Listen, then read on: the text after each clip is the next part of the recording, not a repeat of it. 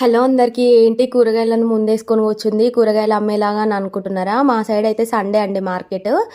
నేను ఏమేమి కూరగాయలు తీసుకున్నానో వాటికి కాస్ట్ ఎట్లున్నాయని చూపిస్తా ఈ వీడియోలో. ఫస్ట్ అయితే ఇది ఉల్లాకైతే తీసుకున్నా. దీనికి ఒక కట్టకు 10 రూపీస్ పడింది. కొత్తిమీర కూడా 10 రూపీస్ పడింది. ఇవి వచ్చేసి నాటు దోసకాయలు, టేస్ట్ కూడా బాగుంటాయి. హాఫ్ కేజీ తీసుకున్నా 20 రూపీస్.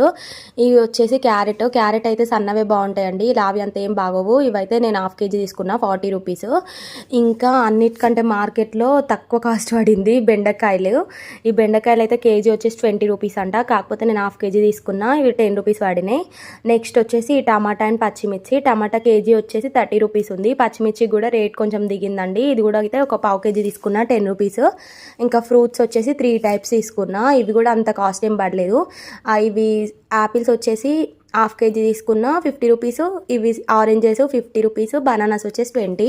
ఇంత ఇంకా ఈ వీడియో నచ్చినట్లయితే please like, share and subscribe.